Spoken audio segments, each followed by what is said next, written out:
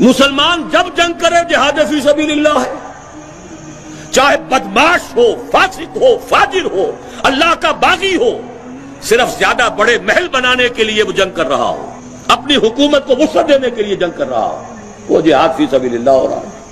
اپنی بیویوں کے لیے تاج محل بنانے کے لیے جنگ کر رہا ہو، وہ جہاد فی سبیل اللہ ہو رہا ہے۔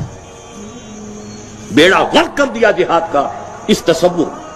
اپنی حکومتوں کی توسیع کرو، اپنی رعیت جو ہے زیادہ ہو، زیادہ لگان آئے، زیادہ جو ہے وہ آپ کے لیے ریونیوز ہو، زیادہ بڑے محل بنے، زیادہ بڑے ٹھاٹ باٹ جمے، اور چونکہ آپ مسلمان ہیں لہذا یہ جہاد فی سبیل اللہ ہے۔ کس نے یہ ظلم کیا ہے؟